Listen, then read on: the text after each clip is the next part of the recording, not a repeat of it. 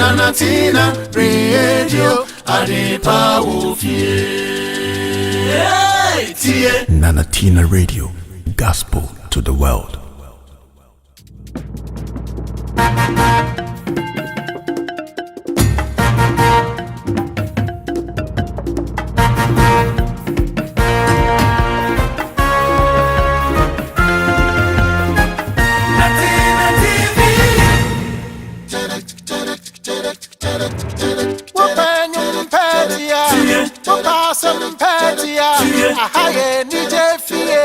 Nanatina Radio Adepa Wofie. Nanatina Radio, gospel to the world.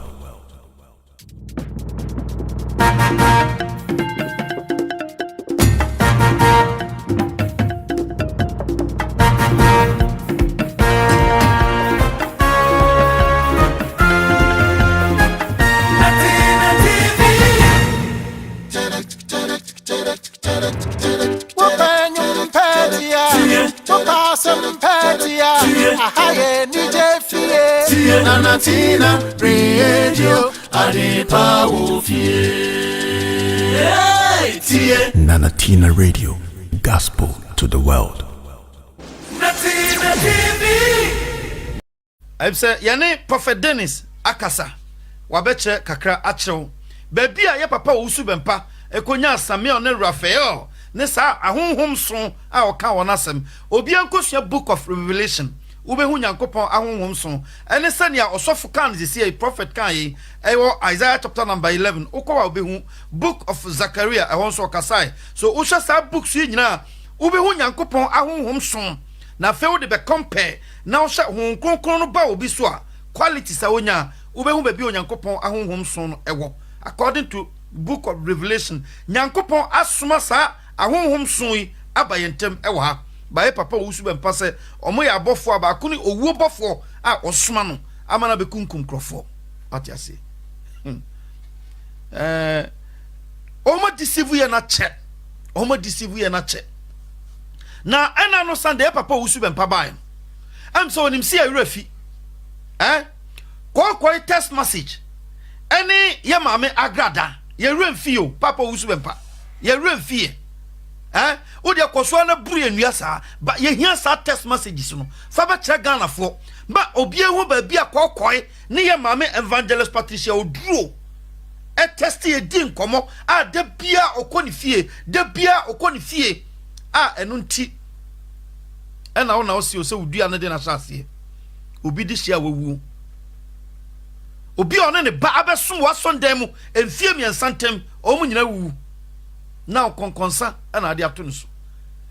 brother be show text messages no kire Ghana fo nyina wo se due duabo nti ese wo ba wo duabo no ya men kasa bebre wo ba be ka due na fa text message ni kire ene hian if say yampa say Jesus ka due na ye duabo a wo ba wo ka due a eno no men kasa nkwachi ka wo due na fa text message no be kire Ghana fo na yehu papa wo su bepa President Adamfo MPP prophet yes now uba be show sa nyema nyina kyen uba be show ni nyina kyen na ana no se ne nkwala no ye video bi sam kaya ne nkwala no ye video bi me pese e call last Sunday anasa one nkwala no be sa video no na minim se omo ba no me hu se yes prophet show about life na minim se omo ba be show sa text messages no a kire Ghana fo se mo hwe kokoi na o ka ba bi no a me se odin 20 no wu ye no text message a me woni a na one agrada di nkomo a na nsema ye ka nyina na one agrada e chate wo ho me pacho mo hold on na me . . . . . . . . . . . . . . . . . . . . . . . . . . . . . . . . . . . . . . . . . . . . . . . . . . . . . . . . . . . . . . .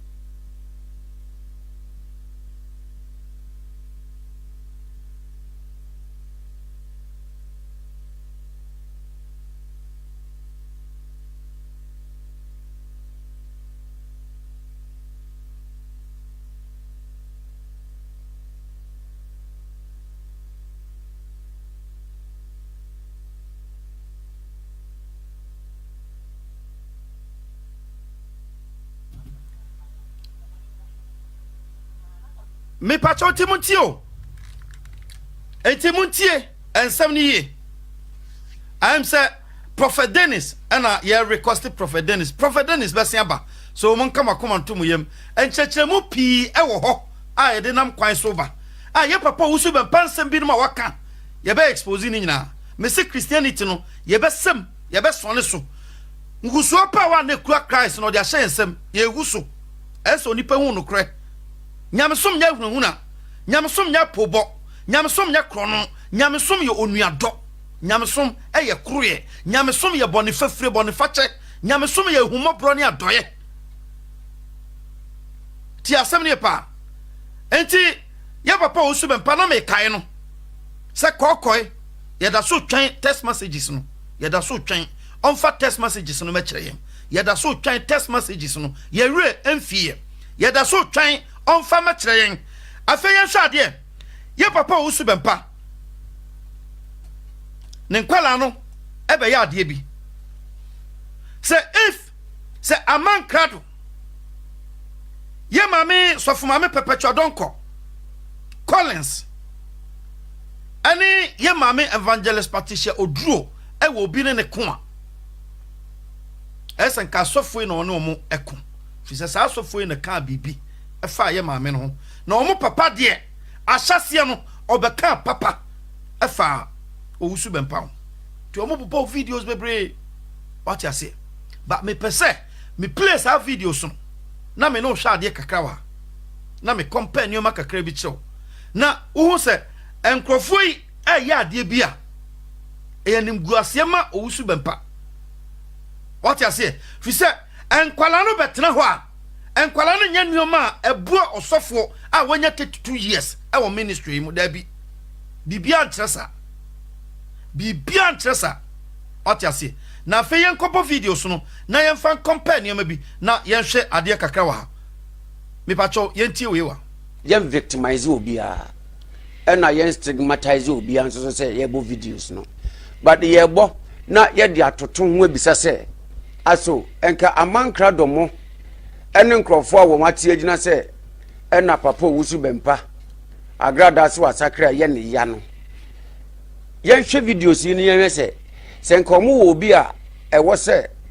omuhwie wo mo anga ene nsema wo mo ken egunu so a ewo se ye Apostle Dr. Isaac Owusu bempa na ye hwemra yesia na we be notify say wo my papa make up we nti oba na ye ne papa nwetwe nkomo no asere babo su no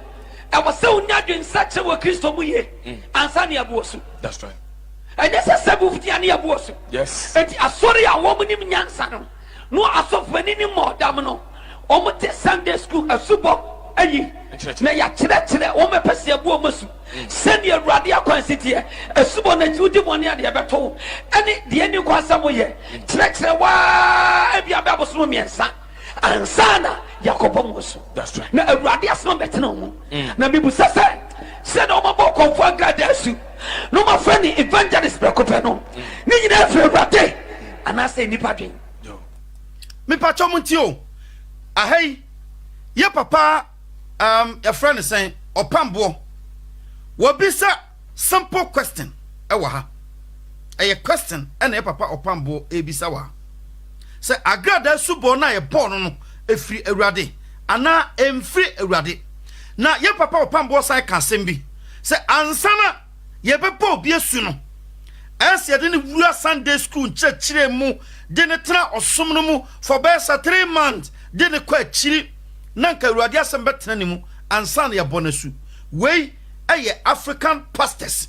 Africa asofo ana di we Africa Christosom ye ba Bible no ma hon kronkron na kasa dwuma obeye no na we enka ho bi me pese obi ate ase wa me the Bible no be chew first and nyo no kwa na aka crop ya beka the same thing sense kagrada onya deliverance and sanak ya bonasu na ya bonasu tam dodo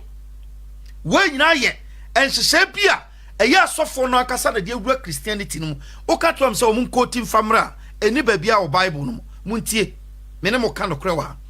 eni Bible no mo ba bia muntie asem ni Kristo se mun ko kansem pa no obi obagye di bia no mo mo na su nse ja oba ne kronkron din mu wankasa mo fa ne nko Sunday school na ma asem betena ne mu wi a makobo na su na asubo kra se kire ne sen obi a waye bone a waba Kristo mu ane e bone su hohoro ne bone kanen ansa na dina be wurafie teteno Israel man kwasa obi ba ofia ye ma ne suoma ne hohoro ne nan ho ansa na ya ma na wurafie hohoro nipa no ansa na ya ma na ba fie nti asubo eya de a ehia kanen ata obi asa kira me the Bible no ba be kire nti we ya papa opambo kan eya de a eye Africa Kristo som ne wiase Kristo som aba ene yan kasa de ya adwene asofo no de ya adwene se obi sakira yemfa no fa nchekire mu na yem boto no for about 3 months na onfa ne bone na tini mu no ensa ne church members ni nyina anwie ansa ne abonesu muntio onfa ne dwaman no ensa ne oyoba onfa ensa ne mrantie wasafo no mu nyina anwie akire ansa ne abonesu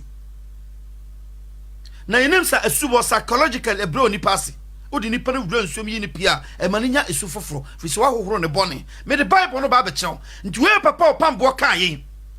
a omodi abegina omo kan omo nso aka bi obi aka bi eto ye maame evangelist Patricia Oduro sofo kire asubo a obon krofo bebre aka wasem ni nyina ye kan out of ignorance ye nim ya ye kan ye nti asem ni pa ye nim ya ye kan ode ye nti enko ye papa opambo kakra bi na afi we ye osu bempa ene be boss have videos yi on the platform so last week ya no be boss have video nyina na obo video we me re kra ho ye say opambo video na mo bo hai opambo ya kasa na papa say otubosom oye komfo oye nsumani nyame honhom tini mu na nya agrada wo nyame akoma esena no o papa ne kan na odi ne babe na obi a so oye komfo a nyame honhom tini mu na oye bayifo na adwene nya opambo nsama maka fa no hu na so obegina na oka bibia fa ye maame agrada ho a adenti na ese soso na nso mo hwadio mo hwa ni jesem omo ye maame agrada sa kira ye a omo ba a baby sa questions nyina e na omo nyina bi omo nsem aye maame na tu ye papa opambo kramati se very soon mc maame part e kone ho ye papa sofo amako ebe kan bi wakone ho aba akoshira no wati ase sa pepepe na anani ade Peter Paul ba eduru ba bi no ne nenam munti asem ni pa munti asem ni nti boys ansa mo be show videos bi atise no ya mo ankasa mo trans na mo check mo huye se nipa ba ne ko show ni video fi sense mo maka fa opambo ho ese ka ferry ekranti munti min show ni video e platform isuda Compression. Osachira da ben on bona osu awurade asem ebo abrabo trene da ben ansa ne ebo naso. Yes, I was such a but I saw for mommy and for the right channel. So, we have for Papa. So, you want to make your money here? Yes, send your palm over here. Yes, yes. Muntio, send your palm over here. Be a papa pambo necken. Munti, Yam victimize will be Yes. Bravo training to pay and send your bonus. Yes, I was such a but I saw for mommy and for the right channel. So, we have for Papa. So, you want to make your money here? Yes, send your palm over here. Yes, yes. And yet, you said you would never do money. Happy. Masa, me say nyame dwuma na wo yet ya. Me nim se de radio consitie kalas. Unami to me. She said tinam se asofo nyame na mso atete mo. Se mo komfort da wo be Patricia. The macho, every moto. Eti maame no de ni kuru wa na aye ma abuso. Ensesanye na wasesa no enye wura ensesanye. Edabi enye wura because o sesanye na pa. What say we evangelist? I na swallow ya walk school or swallow ya say me ko JSS1. You starting free baby. Na ya ba do P5, P6. Oh say, kum chacha na eka say yo. Kum chacha na eka say.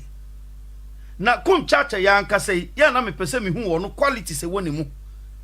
Eche so ono anka say otiwe wonya adwen sachira, wo abrabo papa, ono criticize you obi. Won sa video so amuboi mo yesa na sa nkrofo nyina mu guo mani maso mo expose won what ya say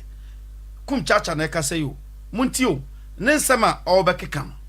what ya say now odi esubo Christosom repentance kwa compare school Christ say me ma dum na me de ba mo so no enye se ne awiase ema no bi so ye ka Christosom a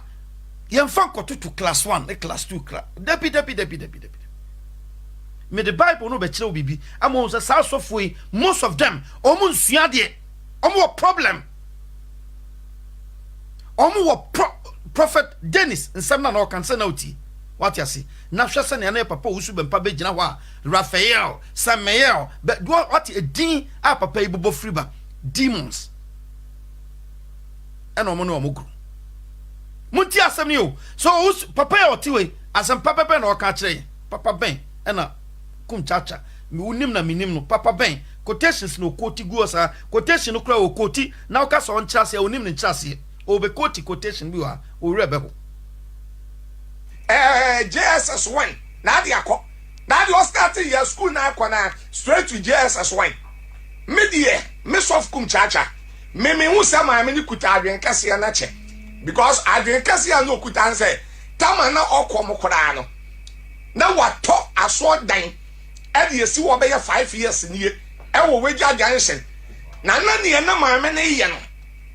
na wonu anum se ebedu ba bia mani kuruwa ayema buso kuruwa because samati asonda na maame na tono e chese maame no wadwen bi dada sa asonda kuro yara ena papa usu bempa be ka che Ghana fo nyina se opamboa pam apia na oni nyame akoma na ye maame agrada wo nyame akoma muntio o nyame akoma fi se odi asonda otoye no e dia ma apia wafa 500 million dia kane ho sa onye no mfa koye nyame dwuma enti o nyame akoma munti o asofo ya na ekwa omo o wusu be mpasa dia ma me na ye so otimi ato asondan dia ma osofo na odi 500 million aka ne ho sa onfa nkosom nyame no chese ma me no konfo no ye konfo no o nyame akoma sa abre no munti asem ni o onim nyame sene opambo osa no kan video no amewi amebo akere mo Mami agrada fa 500 million de ma pia so fa ko nyame dwuma onu kum chacha nya 500 million de to ka da mu nti na se onu hu ahia na obi sai ko oso onu ne ka wo dem 500 million mami ne tam ye de ma obi ba se onye fa ko nyame dwuma on se no aso na ogina ene criticize mami no mami agrada say ne ho ntoni wiase da koduta wo bewu opa kan bible kan wa fa bible na kan Psalm 16 verse 4 kan mame Psalm 16 verse 4 e de na wo ho obiara osum nyame foforo awurade ma ne ha doso tio enye obi a wasum nyame foforo na wasakire be sum nyame na ne ha doso obi a osum nyame foforo na onsuma saf Yehowa ne ha doso ba mi bi se mra o ka sei na ma me ne se wasakira be onyame dia wato na bosum nyina agu nti die na papa ipe so kire quotation o quote ne nti ase ne sen e woni tirim keke na o quote egu wa we ne baba agu ne tirim oni ne nti ase fusa sam na o ka no obi o so wasakira na o se ne nsakira o nti ase o quote Psalm 16 verse 4 e die na wo ho obi ara osum nyame foforo no awurade ma ne how doso eno na wo be quote nti maame no ne ho nto no da na bibi se okom chacha emre na wo wiase na wo ye bone na wankasa wo ka wo bone a wo ye no nyankopon so mo bone fo bia ho nto no da nti wo be ye osofo no wo to wa na ho nto mo kasa wo mra mo nwen asem na mo ka no bumbum na mo ka di deceive nkrofo maame ni yes no e konfo ba wasakira ene nti wasakira no sela no ne ho nto no da na mi bisaw na ikura ye kan kenti kum chacha wo hoto sene evangelist Patricia Oduru ana mi bisaw ahoto be na wo kan waso mo na mo to asa mo be se ma me ni dia mo ma nya comfortable Ghana e ya sofo na mo boss apo no wo ka ho bi because ye chi ma me ya na wo hyase e na nkrofo bi be hyase ye hu singers kura anyomtofo e se da call ma me no ko sra no prison ye yi ma me no boss asacha na sa adwomtofo ya ba abonten na ye hyase se edi ma me atem ni nyina na mo hyase na mo nim ne amoye na munim sam de ne beto fam what you say e ya bro ne bone na wo mutirim na mo bo ho posam be because ye konfo no ham nti na wasachra de a mom ye mo no hwefam e ya agenda mo setiye nti na owusu be patimi akọ for 3 months ni wo so wo dumi for 30 days agrada ansachra ye nti nyame nsram asofo a mo ka ho a mo yes ade we nyina asafie wo nsram ne mo akoma pa ne mo adwen pa mo nsosue pa a mo nya nyankopon nsram onu mo onso mo akwa nyina so ma mo ommo mo yie onyankopon ma mo hu ne pa mo nkwanda nyina bone ntomoda mo tena wi asenche mo hu mo nkwanda na mo ni mo nkwanda me sa no nyame nyama mo what you say na fe yan sha de asubo ho asema e kan no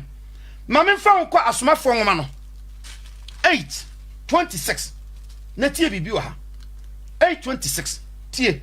me pesa me chew asubo a e wo bible mu we de ho kronkron akasa subo na fe yan fa compare say asofo nsam o ka kire no e ye no kura na odi atro asofo na akekere ne so eno na Matthew chapter number 23 Christ kan due wo ho no wa akekere ne so dudu dia to church members ne nkrofo kon ho omo ankasa ne de omo yi ade so na firi omo mati ena omo ti omo dem o ya na yesew so for timi tam cement back na ode aso obi na ono te akonwan na oyi ne na ato so Africa no what ase wenum nya ye nkura sesem ayese true twa e wo yentem ye bue ho kwase adodo too much yes na Christianity tie broni na ode bra wo no sena na bra botie me see e be sankrofo adwen by force mumie tie wa ha yenso 8:26 no o se na awurade bofo ka kire Philip muntio na awurade bofo ka kire Philip se so ko anafo fam okwan a esan ko Jerusalem okwan a free Jerusalem ko Gaza no so eye anwa pradada so kwan na osori koi na hye Ethiopia ni barima bi a oye Ethiopia Hema Kandaka panitomfo a o hye ni sika so oni waba abesori Jerusalem na oresan akọ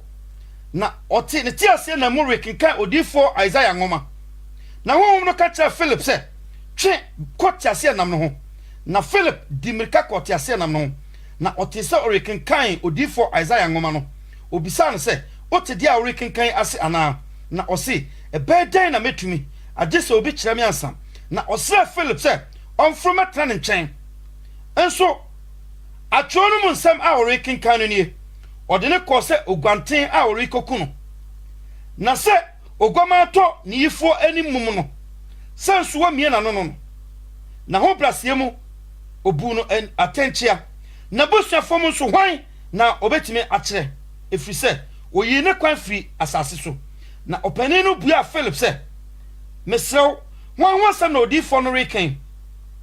ono ara ana obi ho asem na Philip bua na no na oja tro no so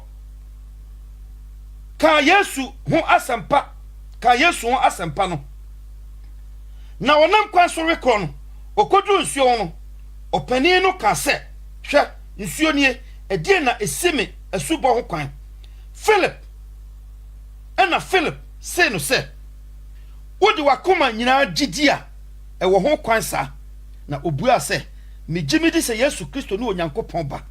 na ohyete ase na no ma ne ginae na wompa no sane konsuo no mu Philip ne opani no na obo na su na ofrensuo no mu ara awurade honhom hwim Philip na opani no ehu no bio na ode anigye kone kwan na Philip de okopie asoto na oretwa mu no okansempa no kro nyina mu koduru se oduru Kasiria me pacho awurade asemni weje nyankopon honhom ankasa ofa Philip de ne call dia onya subo odi bonyani ho dia oni adom no nchen o kansampa no kire no wieye eno berema bisa se dien ene sima subo ho kwan o se odi wakoma gidia e wo ho kwan se ba wosu straight no bonus nti san kire na wo Ghana a ye papa opambo ka ho asem se obi sa kira ese de ne ko Sunday school na onya ba esa 3 man na awurade asem betre ne mu ansa na ya bonesu no ehi ne free me bisa wo question onu bisa question me so me bisa question mumie Bible no na mon kan ye wo Bible no nkire onipa ma mumie Bible no na mon kan ye wom emfa nkyekye na munya ma adwen no otie o se so Onyankopon ni book of Romans Paul the kind so Onyankopon ni se onam kwase asem kan so beji wona ogidie no nkwa adentra osi wiase amfa wiase nyansa so anti nyankopon ase wo nyankopon nyansa mu so sa wo di wadwen eye adwuma ma nyankopon me se wo twa kra ma wiase wo ntwe ma wo nyankopon tie asomafo ngoma 22 tie bibi wa asomafo 22 ma men kan bibi quick na fe yenko ya asem no so 22 ma men kan free 13 no mbra ye 13 no osi ba men chebe gina ho ka kira me se onua so hun ade na don aramu me hunu osi na edon aramu me ma mani so hunu no na oka kira me se yen ajanom nyankopon ayiwo ato se hunu ope hunu ne pe a ope na hunu otenini no na tene ne firi nanum na obeyewo ne dance ni na wadi dia wa hunu ne dia watie ho adanse a kire ni panyina na afei adan na wuru chinchem wo hui muntio sabre Paul enye wu Paul ferry because na Paul nam kwan so kope Anania akum no muntio onam kwan so kope Anania akum no ena onyankopon honhom ko hwim no fura Anani we kra hwa papa wusu be mpaka so beka so obi na dume Paul me so onya wem so onya huye okape obeka se Paul kra na yedome no hon konkrom Anani fura na minim ni Paul de be sha no sesa anome no on kan ye em so onya obi anti na on fa nse no me no yetio na ni fura ena Anania rejected no asase no se ni asase no ye papa no masofo bebre reject ye maame Patricia nanso akire omo nyina bi omo nsam ama no eye na tu so ombra sa pepepe na Anania ye na Paul say Anania ba ne nchen no obebom paye ma na ni fria no na fe Paul ferry so obehwa Anania anim ko kai ne bone a wadie Anania anim a ani wu asenema nti afe Paul timi hwe na ni wo chinchim no ena Anania ka kire ne say awurade na ajiu so de ne baba ye o dance ni na ase ferry aka wa wontimi hwe manim a wo chinchim wu tie ni okato aso ada na wo chinchim wu sorry ma ommo wasu nkokoro bone tio mame nche Paul bone ana odi no Paul bone ana odi mame nche ansa na wahu se obi sacha ye bone su straight ehia pa esa hohoro ne bone ansa na na be fra nwankuo no mu fi se hohoro ne bone na da so ho obewura nwankuo no mu a obetim de ne bone na sane won me kan crash ho bone yare e sane temperature coronavirus me kan krepa na chew afetie Paul na okum nipa or the first charges to talk professor dom ko gu afiase nyankrofobia se nyankopon ma nkwa na oye wonsa bone a na odi ntino ye wudini mpo na ni firi aya ye bompa ye ma na ni tie na no ye se onyan se ode ferie asi na ni so no na onsore mra me mo na su ngohoro ne bone fasting ade a na ehia ma no nti ade nti na mo kasa fa ye ma me asu bonsa nti na ye papa amwakwata be kan se ma me no chiase no watimi anya adwuma na ye wo wakoma bone ne me makoma bone fi se nsema ka fa ma me no wetan sa video we owusu bempa ma na be show you ena no owusu bempa se obi ntwa ntokwa no so no nya yuduabɔ no ne ma na be show sa video so si nti dia na no mpesa mo kire munti asam ni o munti ni ye pa afetie o se so na o ma wasu hohoro bɔne na bo ewurade din munti o akom chacha se Kristo somno ti se obi ko school kwa se ko gina class 1 2 3 4 5 na okopie university aso no tima be yo sofo Paul nura de okum nipa no Paul akwaje krata ebe kum nipa nyankopon ho bo no hwe ho na ni firi aye bom pa ye ma na ni firi na yeso onsore ma na mo na su na onkoka nyankopon sempa no straight away onko evangelist e de na simu kwan munsua bible no na mo ho Christianity nyankopon fa na otwemfa obi o nyankopon the one day pen fa onipa or the seconds na fa obi na wo nyankopon fa obi a wo no wan se wo na obetete no na wo tuetete papa ben na wo tete papa ben e na wo mo nti obi ntra wo na ase 3 months na tete na asa na wakoka nsempa wo se papa ben e na woka nyankopon hom tete obi a wo se wo tio wo se sori mo wasu na ko bawura didin na bawura didin straight Paul de no afi yentie ne to aso wo se na e ba se misana me ko Jerusalem na me rebom payo asori fie no ade to me so na me hunu no Paul hunu ogwama no tie na me hunu no na oka kira me se ma honya hare na free Jerusalem tem efri se orenye adanse a ori bedie no ho eni mutio nyankopon nkronkron akasa ye nyame nkronkron anaso ogwama no ankasa ebeyi ni ho di kire Paul e no ka kire se Paul boni a wodi o Jerusalem ha nkrofo nimti se wo gina Jerusalem aka me sempa no a obi anye wontum se wo ye osofo muntie Ghana for me kan bibia kyerem Paul na ne boni se ye maame evangelist Patricia Oduro tio wo se Paul sorry na ma hunya ha na free Jerusalem ha ko ye ntete Paul ye nya ne hwe why na tete no obi antete no onkodi sofo bia na se 3 months na ye papa pambo kan no eye Africa Christo som a ya sofo no ankasa te se Kofi Niama so seed sama wotamfo yewe ni nya ya sofo no ankasa na kum chacha se so won fa sa zan ketenkete na hye mu a ubedi hia sika free mama ono ana kan kum chacha munko Kofi page da o owie na ode so se kwase enti ene edi tomatoes apro ebedwam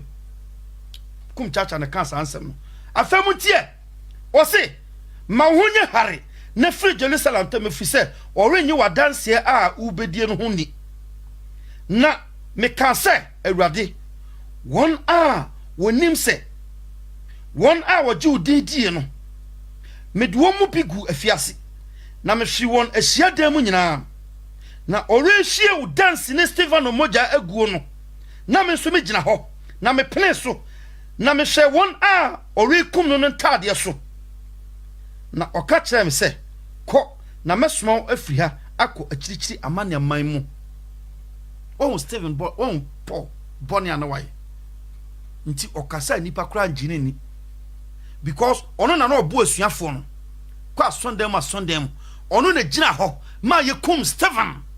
otie oseme na me pene so na ono yekum no kura ntade me Paul na me jikutaye hye won kutu pase nku no emra yekum Stephen esanse na nyankopon nkronkron hye ne manti ena Stephen say urade mesro won ekum mi emfa bone no nto won so wandome wono Stephen andome kona won kronkron hye ne ma won kronkron hye ma wotumi ndome o da bi won kronkron hye ma edetema ehumobro bawmu because obi woni ma hu nyankopon mo nepa nti obi oti wiase on tinyame mu no unya tema ma no won kronkron su no eno nyankopon ho son ahodo a ye kan wasem tio ana Stephen bom pai se urade se urade mfa boni nto won so on fa che won tuni ma ne urade ye ehwa na urade hwe nipa nom ana o se Paul se makoa Stephen abom pai se boni amudi ma me mfa ntom so dia ni amesuma no se onkoye madwuma no wakum no ene wo besene ne koye madwuma wandome no nti Stephen akoma pa ene twitwaje Paul ma Paul beye apostle munti asemni enti Paul no nya na subo free daben edi 9 na wotwe mienu na wotwe miensa bosome 9 enya sen nti ene ti na sofo mpanimfo question e maame agrada wonsem ba me de se na sa sofo no nyina bie wonsem ama maame no atiase eye me ya maame no sache free akomo ba Kristo mu ne Kristofo bi die maame no eno na twiye mu bi e ba ya e be kasai for na ni nyane I say Bible na sofo no kan omo kan Bible no because sofo bia kan Bible na what we yasi na obi sacha na e bonus straight on question da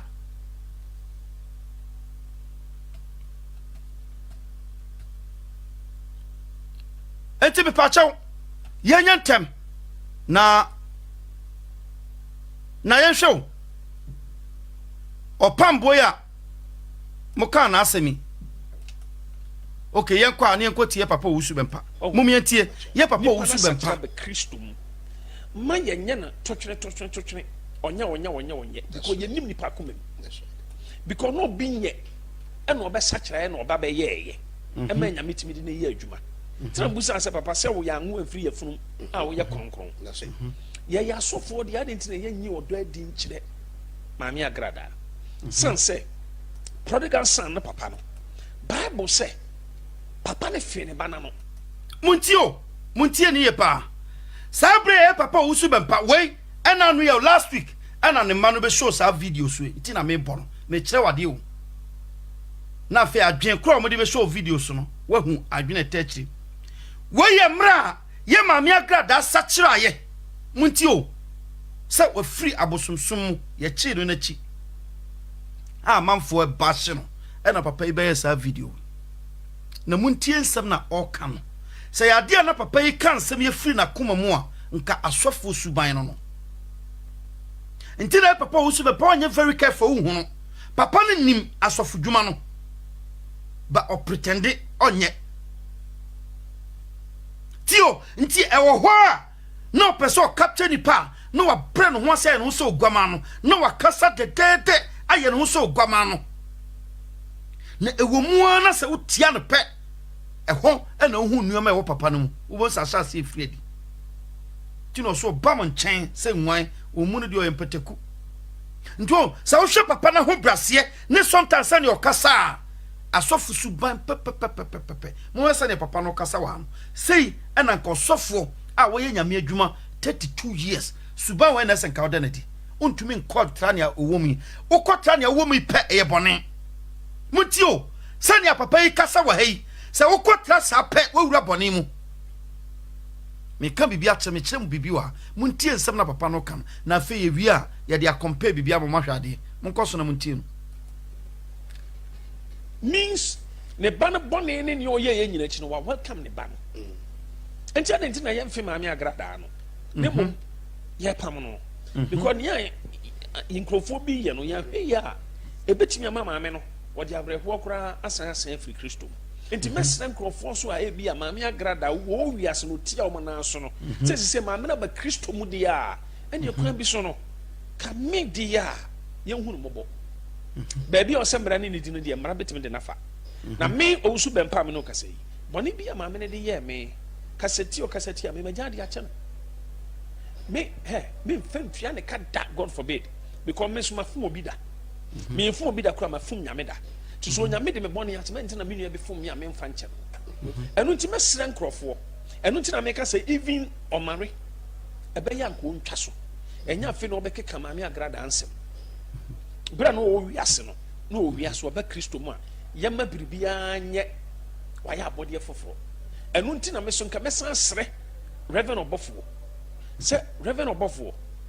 with all respect me respect you ma me no bra no nya hu awurade na no wa asem satan no ye konfo ebia wakasa atia wo ebia wo ye bibia wo betimi na famara kwan so ama mara nya no se ma me no waba be ye nua waba Kristo mu ono so aba be kenya nkopon nwa nkuo no ho bi entimi dia me fa ne senka Reverend Obofo set example mo obi anhu no sampa wo yo bia wo do emanipa me pacho munti a hakakra yo mun charges na da Reverend Obofo so na yesi wokum nipa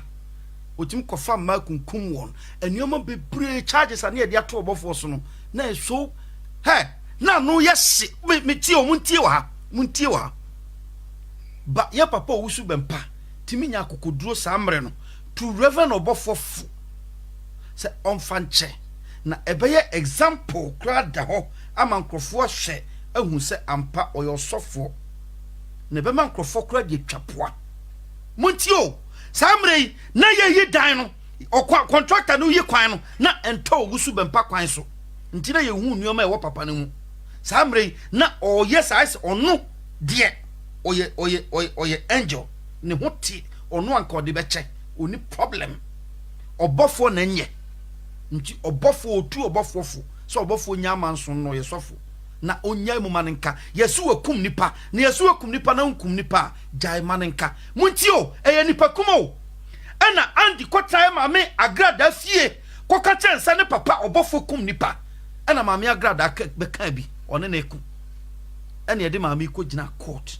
papa wusu bempanse mo beka yi se Obofo nya manenka enti samre so Obofo nya manenka na so Obofo esofo bone se obi afono no ntimi fanche ana meboa pia papa me yesua so Obofo betena fie obahwe saa ne ma nyina ene na odi a compare ne awo ye ene no say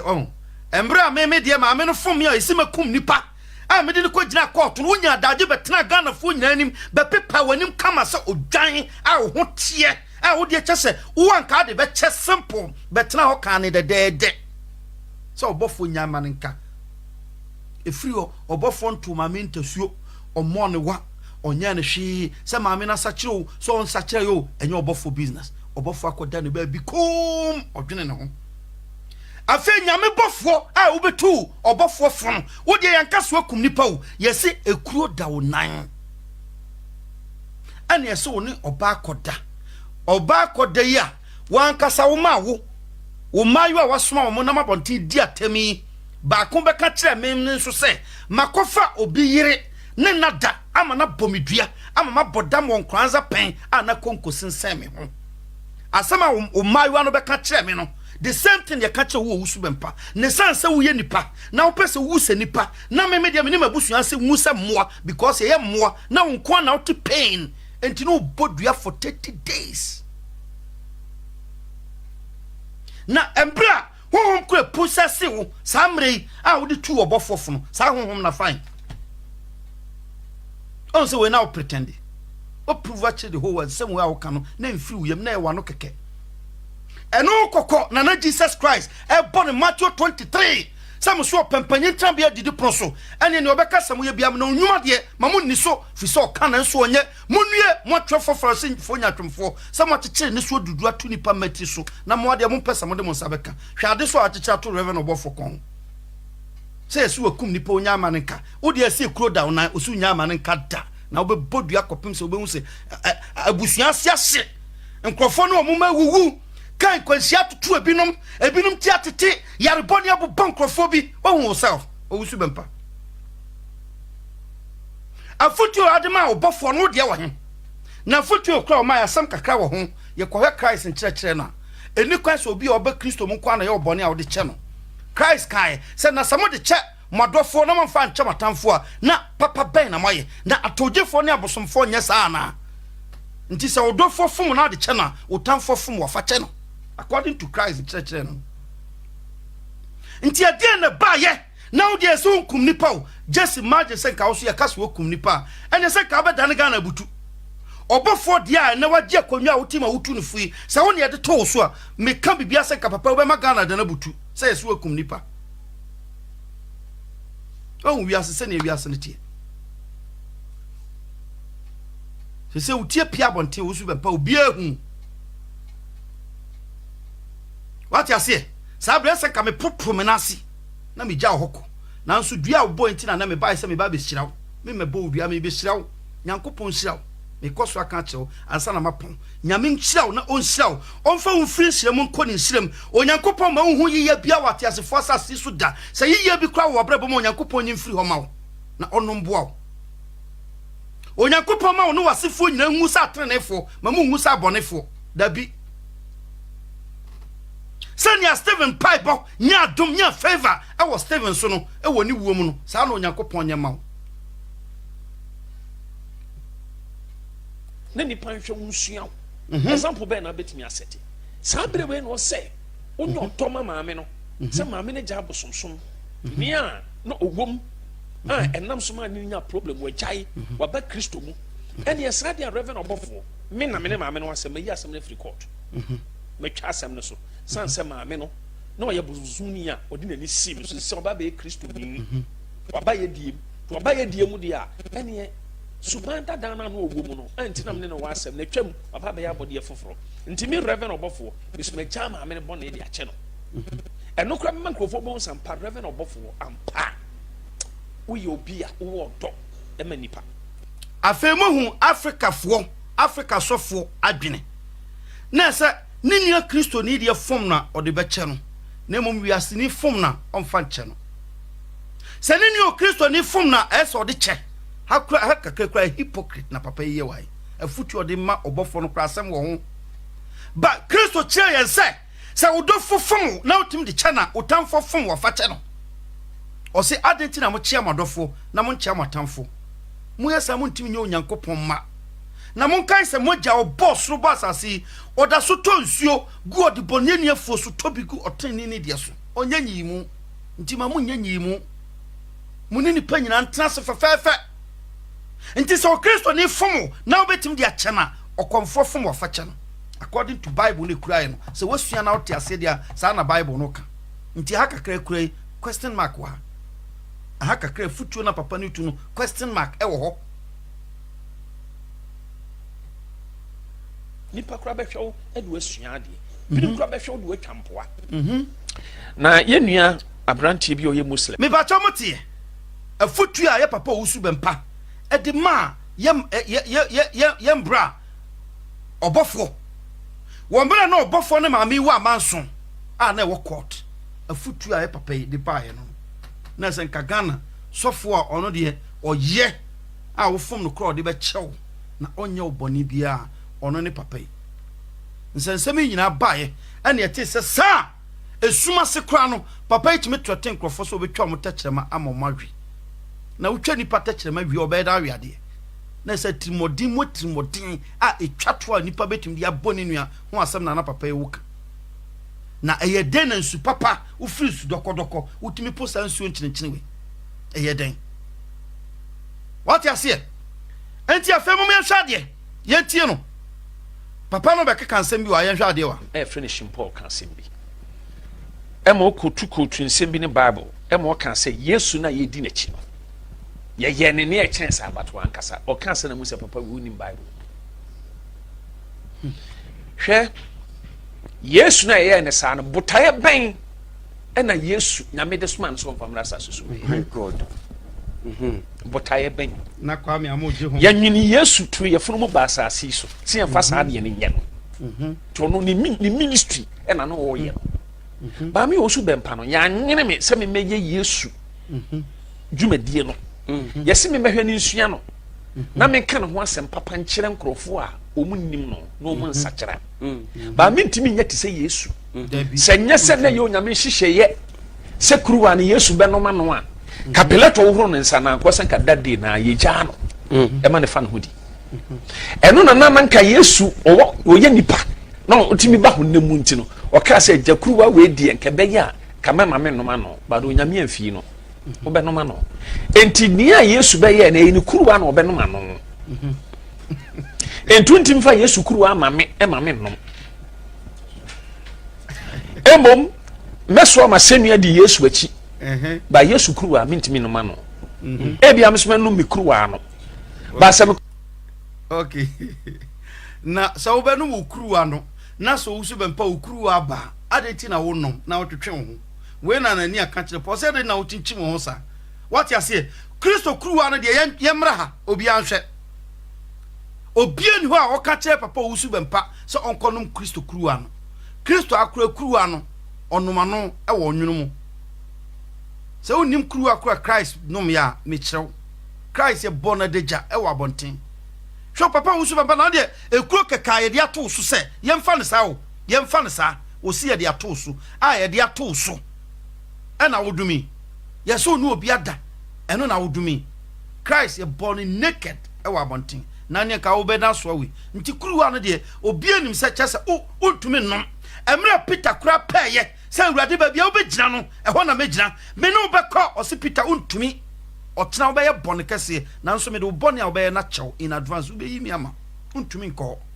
se kuruwa no de obi antumi nom se ne wo kan na no na Christ na kura peye se ajanke be ya kuruwa de ma no pame fi se na ewiase born nyina no watekere a Christ ikosoa nti papa wusu bempa obi an kan tro se kosoa konom Kristo kuruwa no onipa bi antumi nom onipa bi antumi nom enso no kura no tia no according to John o se mani da so nyina san na menim se wiase nyina ba wie fi se man ti hu obiara a o pese o ba beje nso no ma no atia no onipa bi antumi na mom tia han Christ wa mawo ne me a ye di na chi no nhwesuo bi yakoka wato se we ma ye we e de ama mo nhwesuo sese de am ye no mo nso mo nya saa ya mo hohoro mo nan ho efi ba onua nan ho a entwa ntwene man criticize ni bebre se wo ho kwan se obetumi a hohoro ma no enkese no tio ti asem ne Christ amaye nhwesuo simple principle bi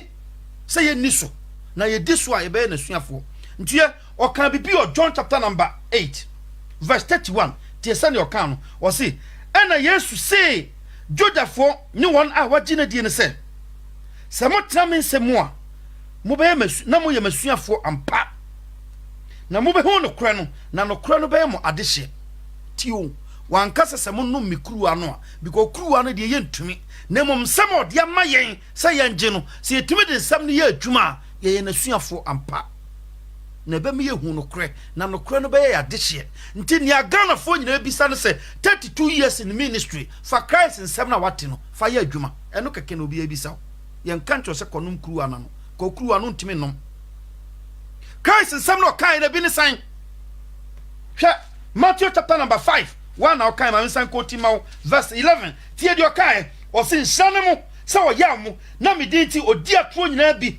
ɔse na medin nti ɔdi atoro ka nsɛmbɔne nyinaa bi tom soɔ momɔ mo ninyi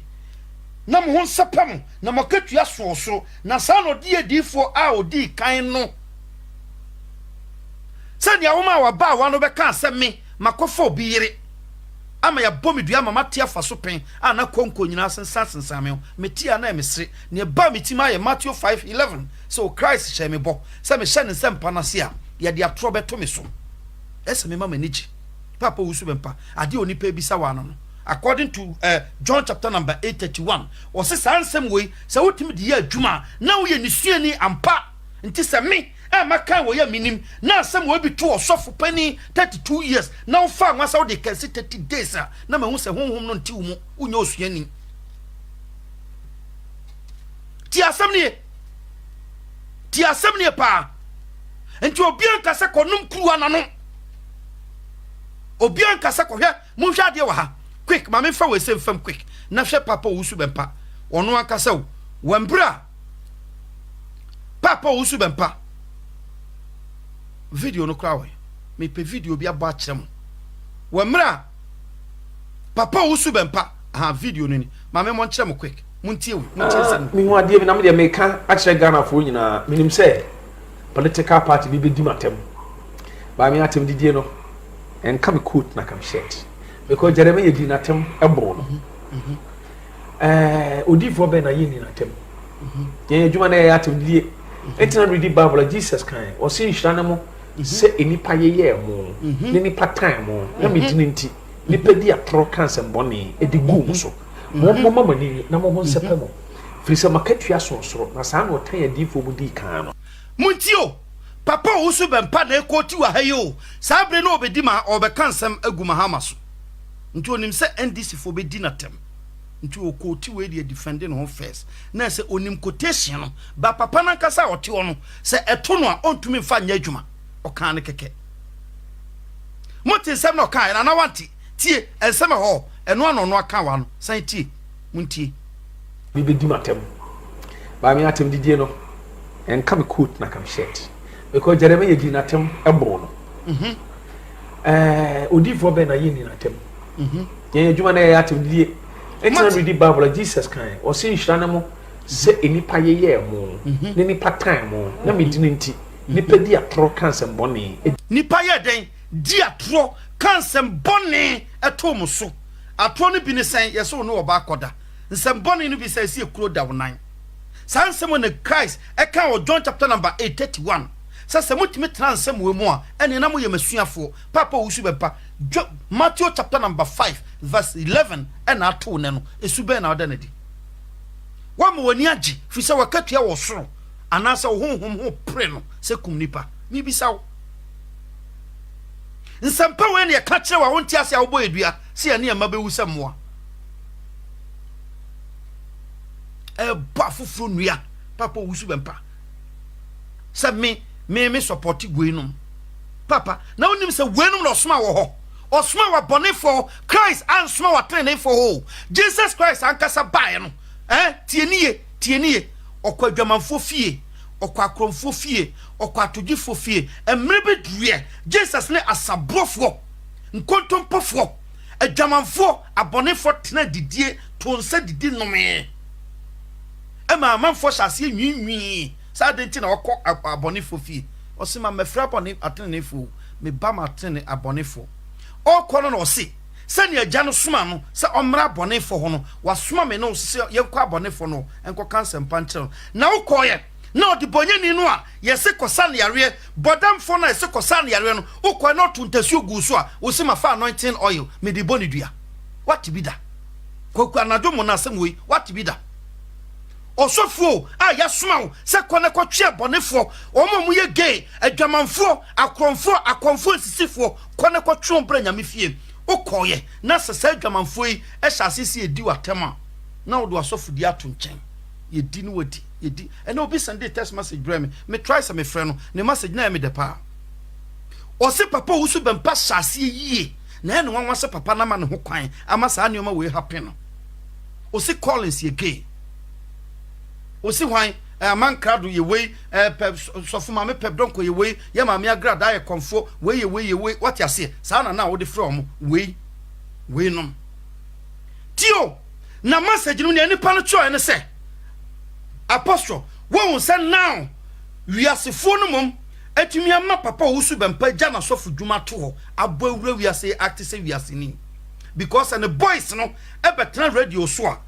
ana TV so no omo kasa sa sofo biem ne omo kasa se wiasefo se bloggers no kasa na pepepe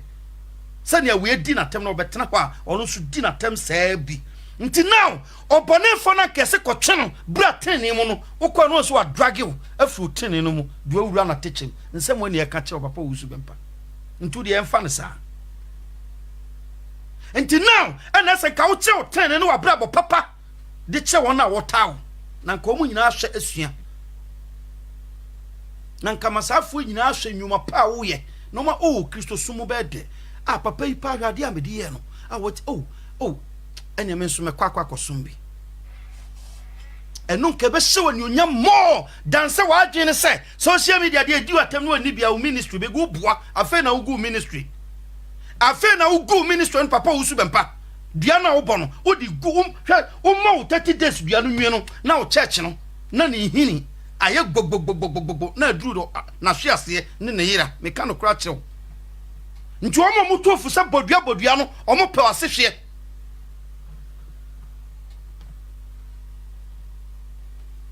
tio papa wo su bempa wa no asem ni o wa na ko tie Matthew 5 verse 11 o si edi atro kanse mbone to so a ma wani nje wankasa kase dabi nti ye den na o se na edi atro kanse mbone ato so nti o kase papa wusu bempa ade akonfo mponye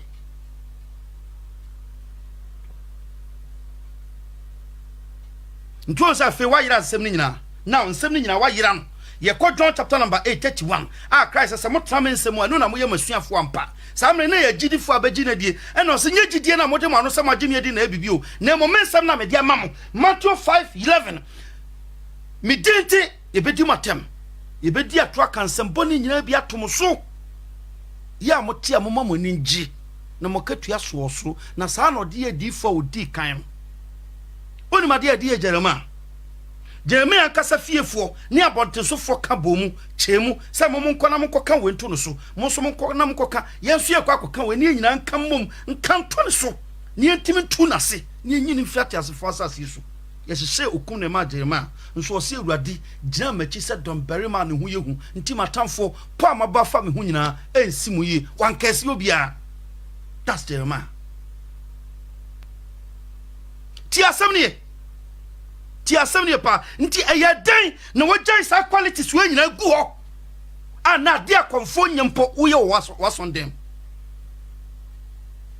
na church member wu ye ba be bisaw se na dua na wo bo no papa dua no ana afa wo church member no kono ye ka kirew se ja dua no bo the next a year to so awde ba ne se get no ni agrada di nkomo a wonya ne text messages a chess oni agrada call nti duane na asha ase free no so text messages ni yatwa ada no wamfa me kire Ghana fo won say so onipa o try say obetwa atro a otumi sa wa chibiem because na otwa atro na se achiwa kire so san dia atro ba be defend dia atro na otwa na ndro no wo say na ma osi atro kwem na de call papa wusu bempa kai free baby a ofia se ne sorry me kan okra chew because anyoma wo ya no akonfo 32 years and na konfo ba na me hwe no said you usu ben pay ye no openasem but papa na prove say on gini nyame cross sum ndi on gini nyame ndi o see Elijah to me how many days seconds no twa mu koy ena ne okan ne ye adwuma wankwa ma memeto so ena no kra de awehosem ne nkwala no gina puppet ka kire ne se papa dua no kra wo bɔ no ye hu se mantem nti apese ekopa kunafo na kunafo be sugu dua no so nti papa mo kan sem wo wonim no wo hu anya wo adena ya egudi pa my friends I will see an answer there I will see ngu honam ye ko pemma kunafo ama kunafo be su egu awurade so se Jesus Christ no say me dinti e be di ato atom so ne akansembone agum so no akunafo mesu nkire ne se ye di ato akansembone ato ye papa so nti Yesu Kristo suma obofo a yennim no Bible mu ene ye papa ye odifo eba ha etie nsem obeka efa abofo ehu abofo papa no bodin no which aye ne papa be se be din komo biem nyame ya tuma Saturday ye ne ofia what you say ene ne ama metwa so ntem na nkwankoma na de na me na gina so ba na line no break so e be try se be set bibia kama ye ne no be se aba abeto so nsem pi ho e be din komo me ne na kasa kwachi me enye osofo bia na me de me ho bono me tie o kakra kwachi hwe wunyansa wunim de nioma wo ansa na mahase se me no edi anobaba what you say na adwene mu do e wo nioma bebre ho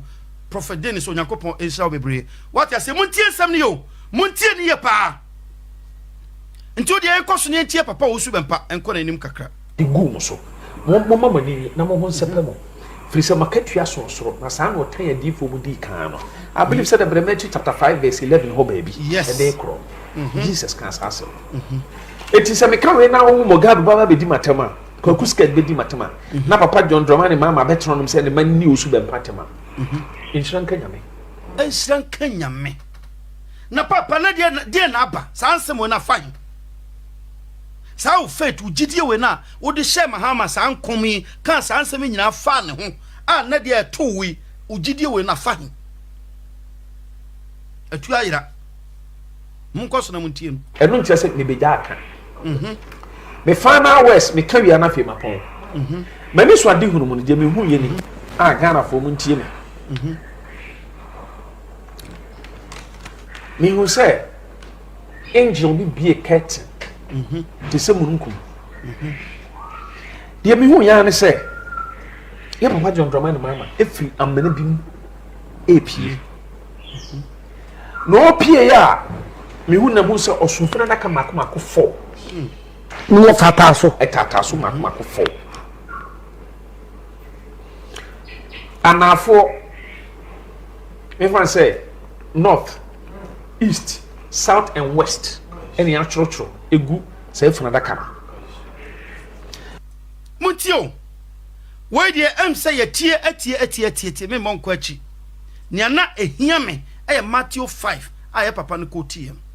won say samre ensem we na no obeka fa obi papa obi mame obi leader Ghana nyina ye former president esenke die ni die no obu a ese fata de ma ne ho nsem na papa yi beka na obeka no na onim se nkrofo be di natem na odi kan quote Matthew 5 de to ho se odi natem no wamfi ukura na nye den ni obeka fa papa no wonya kan wi onke muntio politics mu na papa no won muntie ni ye pa na ani na nu ani na nsa na Nyankopon sese ni wakoti we dia ene me de challenge bi ba betu anim na ma hwese quotation na okoti ye no oti ase na wo de ye adwuma na wonim ana wonim ene Nyankopon de ensem kakra be betu ye papa wusu bempanim the whole Ghana ehun se papa Matthew 5 no quote ye no wan quote mfiri na koma mu na no keke because se papa quotation no kan ye se oti we yase na se na papa gina puppet bodua question mark wo question mark ewo ho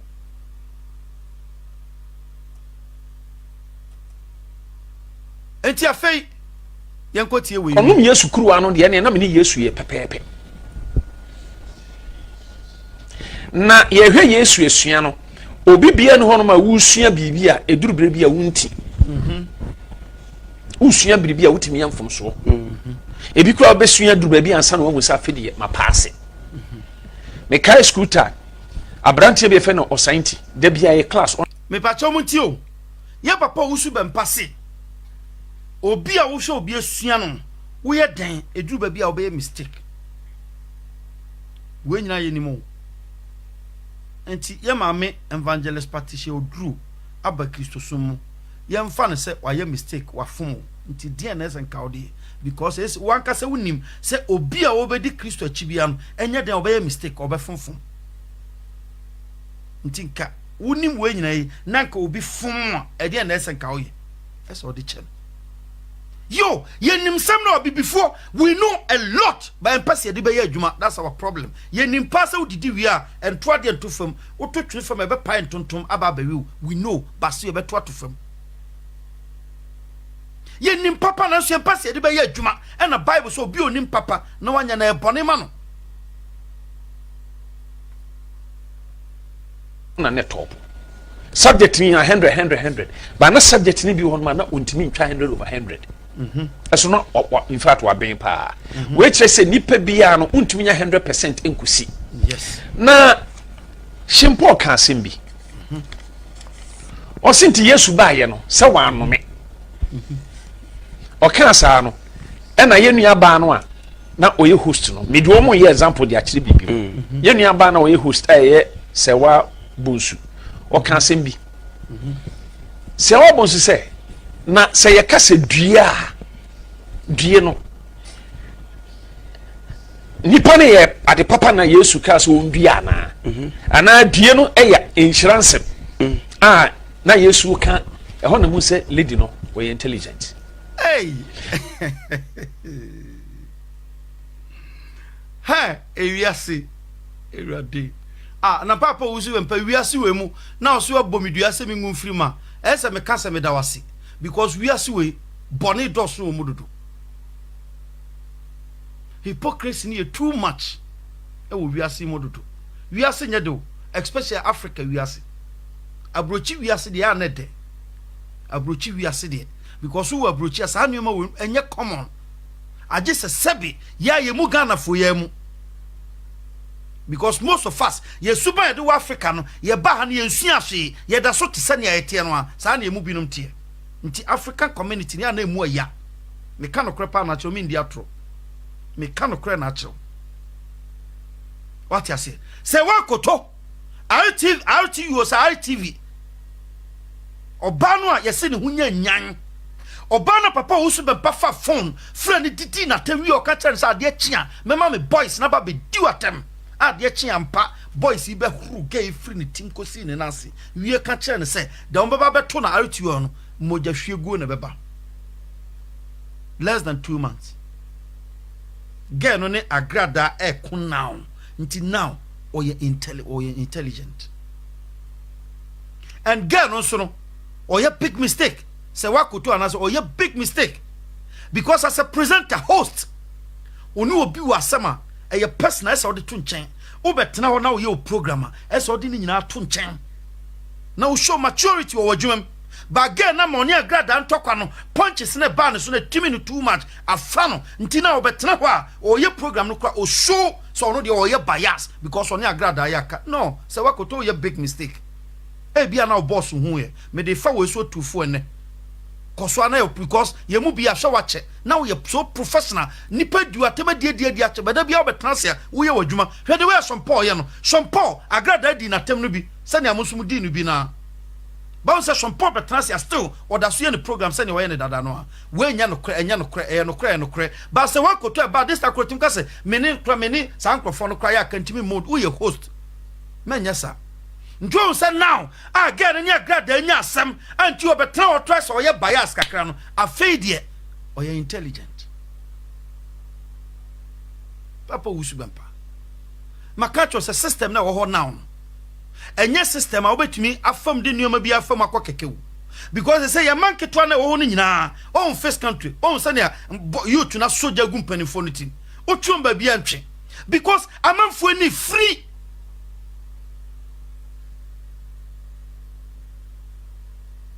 nansia ya gay yemfa se nipa de otimi sa e bia sa amre na girl na dwene nye ba na de na adwena ba e kama yemfa ne sa but due no a girl no bisa ho asem girl no onte ase onti no obisa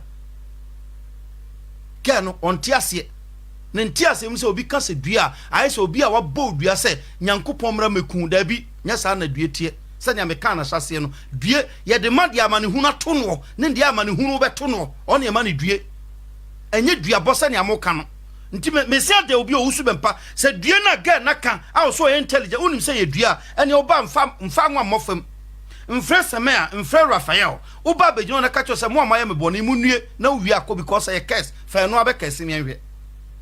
wa unim say nye curse but you person deceive Ghanaians what you say nti we nti se wakoto intelligent now ne onim nyansa ne Shampoo because Shampoo ne free na kuma mo ka no kra kire papa se wo pe mo te out you nyansa matie ne o ka no kra pa kire Shampoo because adue no eyowu akiri Bible na make it clear enne wo ha no owo nhrutuamba mo be da dwana ma ne hunu kuro mu wo ye 33 Matthew 23:33 ti asmo kai nti eyowu akiri due ena na Jesus Christ dey ma Pharisee for no ni wiasefo nyina what you say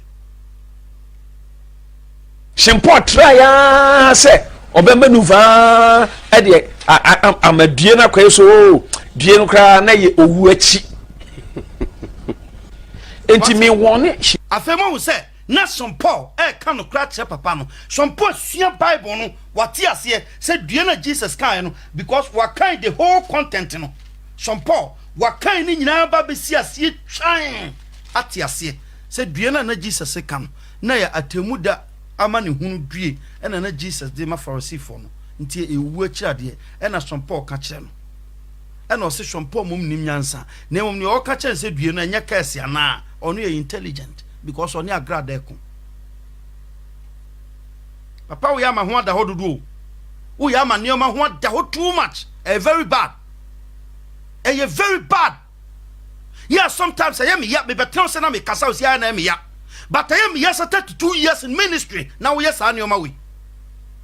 very bad in Paul no se Shampoo no say mo nka se Yesu Christo so kase impa say nya hwa na nya obia na nya obia you don't know what you are talking about I check history na hwe niam tutu Israel for after the death of Jesus we akra kakra o kan yi otiase ntina se due na Jesus kan yi no waka pen wose aka biem me pacho obia nko suade yie na onhwe before Christ's birth na after Jesus death na yenhwe na Israel fu hu amane pa emra na yenwo Christ ne emra ye wo Christ oguwie no emre ben mu na and you better say Jesus na be share Israel fu because for the past person over how many years in Adolf Hitler chi bibian to Israel for him first time Israel for atnasia che abonent to one matime develop masase suni okokan Bible na hwe yetimi de Israel for kwasem kwasum over 400 years ono nyankopon kasa ne ka kire Abraham Genesis some de wasefo no be konkwasum mfie ahe na chi nya no kwa oni nya Nebukadnezar de Israel according to Bible no kan ye eduba bi kwa nyankopon de Nebukadnezar say mfian de oni si Israel for so nti Israel for hu amane yie ansa na ye wo Christ e chi sa Adolf Hitler nsensem na ye biem ene ko hwe Israel ko ne ko check Israel impuntuo nkoso e wo Israel na fa be compare Ghana se mu obi a nti dua ben ana Jesus Christ e bo Pharisee for ana Israel for almost had and say even Judas ye Yesu Christo kura mai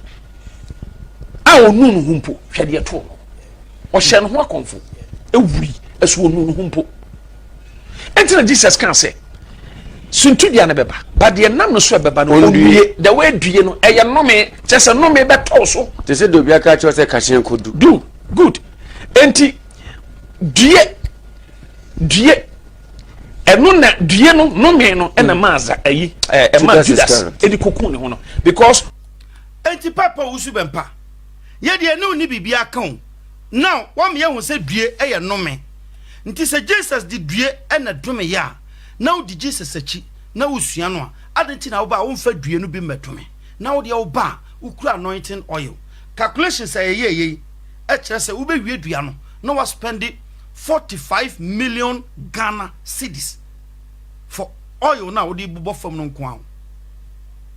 for oil na wo di bubo fam no nko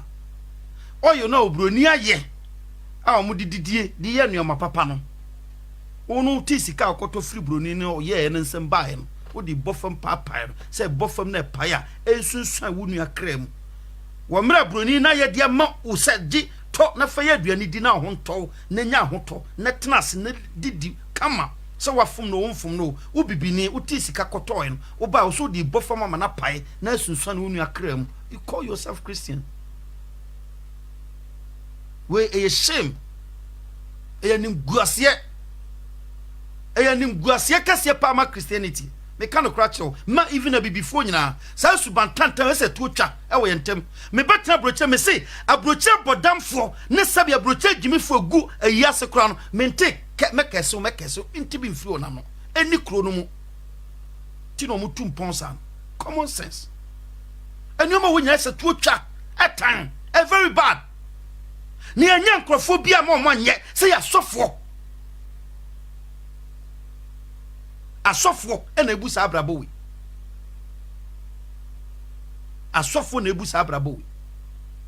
na osofo no gina wo asase so na obusa abrabo wi nyina wi a na waba ne a ono nya bi oni krom a wanya nyansa ne adwe ode ye nuoma papa no na waba betoto ne nuoma papa no bi na ode aba no me no na otim na atoy condition na otim na agigye da na kondwam na ehu no ho fa na sabi obroni ne dia adwemfini adwenkankan adwenproye ne akoma bone ne akoma fi na tan na sase so a kobe ka na mo abagi bi akodam na no yatunduratu na akwaji ya yehu sa so de ba kwa che nkwada o kotokura kantanka obi wan tone de o ba brochi beto broni de mutie ne ye adum papa so bi before yan kantan ye ho eno na Isaac katre ne ba Esau o se kantan ho na o kantan ho a obeyi nkonua na firi kon ho ye ya tre sumo chedodo too much. What you say? When you free, when you're here free. Very sad. Now when you go upon them, will be bia, I will be here. Yanumon Kassan Quachi Bebre, and aha, and Yadimu Bessi. Yamia Duma Saturday, many brother Dennis, ever sign Atnasi, Prophet Dennis, ever sign Edin Komoka Kra, Eufia. What you say? Yadin Chappy, Emma, Obibia, our Bejumadi, so ababetie. Conconsa, Nima, Onyankopon, and Shao Bebre, and Tilla Abradonko, Tilla Onyankopon, Shao Bebre, Sister Abra, Onyankopon, and Shao. And a comfort a seed dua Onyankopon, and Shao Bebre, Charlotte Asamoah, Mama Charlotte, Onyankopon, and Shao Pa, Josephine, and Shao, Onyankopon, and Shao. What's a good job. Yankopon insha padofo ya mon share video no mon share video no ya mon share video no ya mon share video fi se enema pi wo ho ai se Onyankopon fa yensa so edeba so mon koso na mon share video no na platform no entumi and grow fast na Nyankopon sempa no entumi nko achi na se wonso ne obetumi ayaboa otwa adwuma no no se ye kan sam na wonso be share na akoduru obi nsem Onyankopon nam so be hiraw what you say Onyankopon nam so be hiraw Sana Sarah Antoa Onyankopon in Shell. Felicia and Kansan, my sister Onyankopon in Shell Bebre. Kone Amapokuya Onyankopon in Shell pa. Adofono P Ewosu. Lydia Du, Sister Lydia Onyankopon in Shell. Queen Vicky Onyankopon in Shell pa. Adofono P Ewosu. Mr. Mambo dia na odi acheme. Sementumi Andrew so ambo dia. Na odi achame Princess Abuaji Onyankopon enshao Matthew Opoku Onyankopon enshao Onyankopon ensha mu nyina dofo amoba so nyina se yentumi ambo dia mesrew na odi ache aha ene yedi mu besi kamiye twa no nonsense phone ana me hu de soso no mba onyankopon enhyira pa onyankopon enhyira na gbemi de fonche onyankopon enhyira gbemi de fonche onyankopon enhyira bebre edin wo ho konkonsatema onyankopon enhyira mata Charles onyankopon enhyira bebre ana anya sana me hu no na Gloria Botma onyankopon enhyira me pacho me hu di ana odi ache me shuwa de funche ana se asemu Kofi Hayford tina bezwa onyankopon enhyira onyankopon na Edufa TV onyankopon enhyira pa onyankopon enhyira dofo no nyina obi bia wabaso a oni edi dwuma bia ma me Charlotte onyankopon enhyira bebre onyankopon enhyira pa ebia na menhu udin no amba mesro na odi ache me Kofi Hayford onyankopon enhyira pa aha Bibi Brown onyankopon enhyira Princess Aboaje na Regina Mafo onyankopon enhyira pa na Chadie Efia onyankopon enhyira me sister nso bebre Middle Quat kam ye jawo mu na nsan de me ba me ntumi enchia okra na meboa na Dana Kisiwa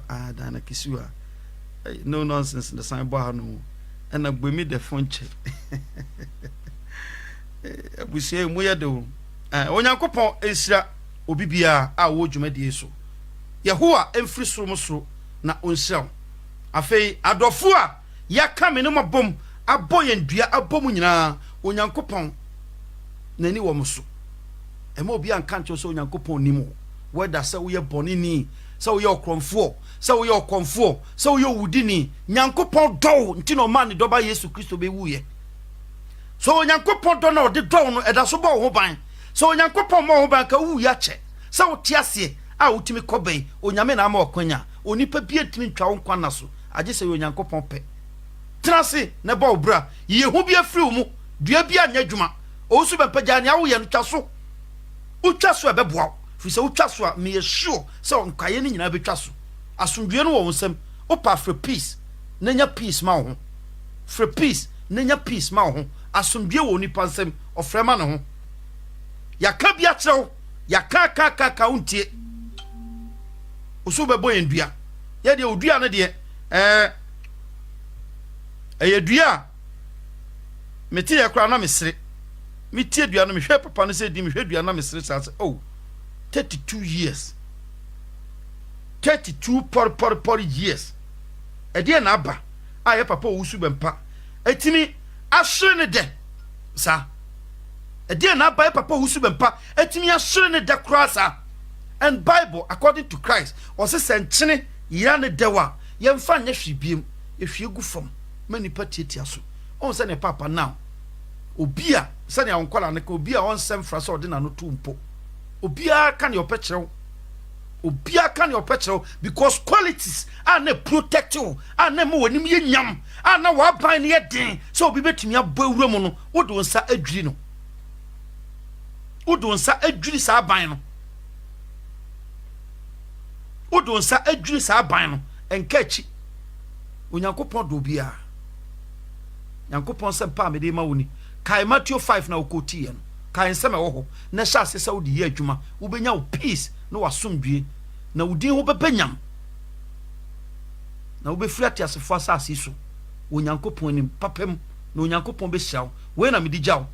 me nsira ena me di gu no church members nyina so ene wasofo nyina so so onyankopon ensira mo emfiri ene enkopim wiase wiye ye mame sofo mame pebdonko onyankopon ensira opa ba bibia wo bia mama sofo mame pebdonko sanso na ye mame evangelist Patricia Oduro Kwanten ene ni kunu osofo Kwanten onyankopon onsira mo bebre na ontom nkwandem ye nua bema amankrado onyankopon ensira na ontom nkwandem ye nua bema Collins me chia adofo na ya bɔ me no ndia bɔ mpuru enua no what ya say se me no mu nyina da busua ba me dia me dɔwon what ya say me dɔn pa me dɔ sa family no pa even o usu be pana kasa o one ne family me dɔwon me ntan won na mmom se papa na se so che papa na no Nyankopon ka se o si Israel ahwefo enyem na se nka mu hu adi papa na niema papa na nso mo na mu dwa me man nam ati ase brother Collins Onyankopon inshallah bebre Dominic Onyankopon inshallah ya me brother Manasi Onyankopon inshallah so bebre Nyankopon afi onsha adofo a moba so nyina mo share videos na mo ntumi share for reason binti Onyankopon inshallah bibia aya na ye de mo besi mo ante me nka biema nyame ya doma ye besan ahia next week ye besan ahia no this week ya weekend ye besan e di ababe chicheso dendenden Yehowa asomdwe ena medijamo ene dade nyina nadumti amen.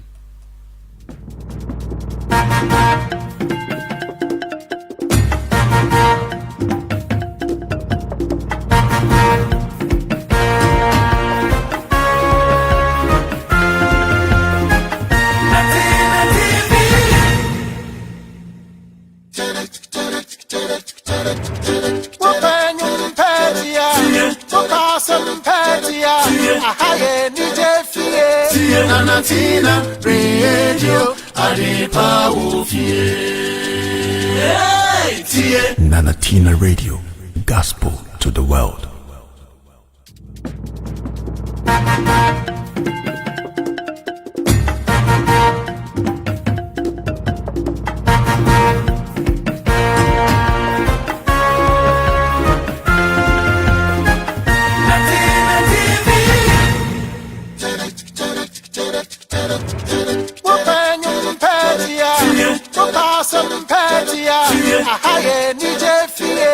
Nanatina Radio Adipa Ufie. Nanatina Radio, gospel to the world.